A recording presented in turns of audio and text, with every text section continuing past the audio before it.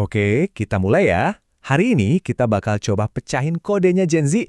Nah, generasi ini kan unik banget ya, penuh paradoks. Di satu sisi, mereka super praktis, tapi di sisi lain, idealisnya minta ampun. Jadi, gimana sih caranya kita bisa benar-benar nyambung sama mereka? Nggak cuma ikut-ikutan tren doang? Yuk, kita bedah bareng-bareng. Gimana? Udah siap? Oke, lupain aja dulu semua stereotip yang pernah Anda dengar. Sekarang kita akan fokus ke strategi-strategi yang konkret, yang benar-benar works buat ngebangun hubungan yang otentik sama mereka. Oke, bagian pertama, tantangan Gen Z, sebuah pola pikir baru. Nah, tantangan utamanya itu ada di pola pikir mereka. Gini, ini tuh bukan cuma soal beda umur ya, ini soal cara pandang yang sama sekali beda, yang kebentuk dari dunia digital dan, ya, dunia yang penuh ketidakpastian. Yuk kita lihat lebih dalam. Nah, di sini nih letak paradoksnya yang seru. Kalau buat urusan pribadi, mereka itu super pragmatis. Pengennya solusi yang cepat, pengen cepat mandiri secara finansial.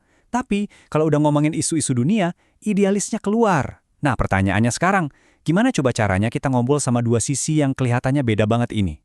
Dan akibatnya apa? Segala sesuatu yang kelihatannya terlalu sempurna, terlalu dipoles, itu justru nggak akan mempan.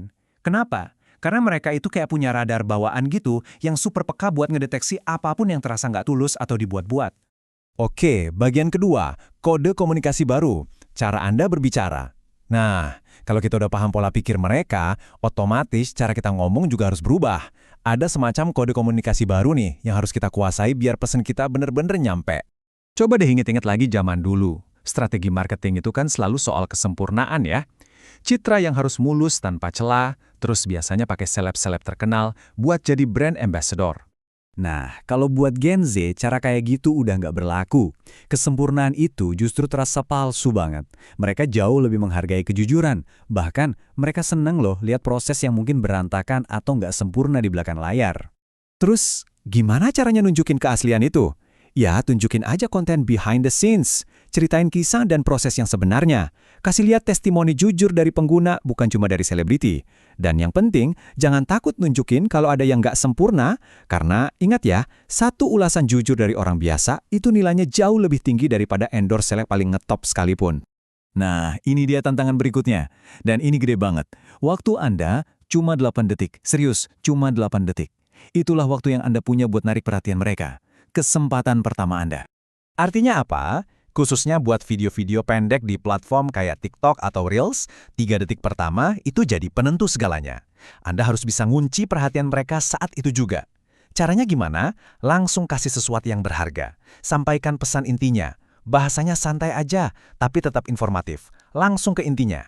Lanjut ke bagian 3, koneksi yang lebih dalam. Apa yang Anda bicarakan? Oke, kalau cara ngomongnya udah dapat, sekarang kita masuk ke substansinya. Apa sih yang harus kita omongin buat ngebangun koneksi yang benar-benar dalam dan awet? Nah, ini nih yang benar-benar mengubah aturan main. Buat Gen Z, konsumsi itu adalah sebuah pernyataan, sebuah statement. Jadi mereka itu nggak sekedar beli barang loh. Mereka itu membeli nilai-nilai. Mereka bergabung dengan sebuah cause atau gerakan. Jadi, penting banget buat kita nunjukin dampak nyata yang kita buat. Contohnya, ya bisa pakai kemasan yang ramah lingkungan, ceritain usaha keberlanjutan kita, atau tunjukin kalau kita dukung komunitas dan bisnis lokal.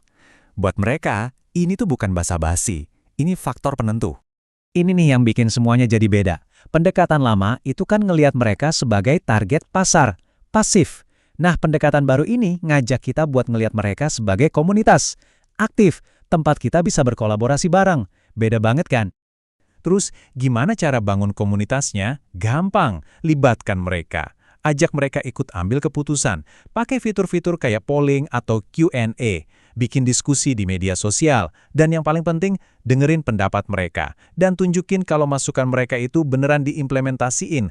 Ini bukan cuma interaksi biasa. Ini nunjukin kalau suara mereka itu didengar. Oke, dan yang terakhir, ingat kan tadi kita bahas sisi praktis mereka? Nah, jangan pernah lupakan itu. Mereka itu benar-benar haus sama konten atau alat yang bisa bantu mereka tumbuh dan sukses. Jadi, kuncinya adalah kasih mereka nilai yang nyata, sesuatu yang beneran berguna di dunia nyata. Bisa dalam bentuk konten how to atau solusi cepat buat masalah sehari-hari, atau mungkin konten yang bisa bantu mereka bangun skill baru. Intinya, bantu mereka di jalan menuju kemandirian finansial mereka. Oke, bagian terakhir, langkah Anda selanjutnya. Pergeseran pola pikir yang utama. Jadi, dari semua yang udah kita bahas, intinya apa sih? Pelajaran terpentingnya tuh bukan soal daftar tips and tricks ya, tapi soal pergeseran pola pikir yang fundamental. Nah, ini dia pertanyaan kuncinya yang harus Anda tanyakan ke diri sendiri. Anda udah nggak lagi membidik target. Pertanyaannya adalah, apa Anda siap untuk membangun sebuah komunitas? Ini soal pindah dari monolog ke dialog. Pertanyaannya bukan lagi gimana cara jualan ke mereka, tapi lebih ke apakah kita siap membangun sesuatu bareng-bareng sama mereka.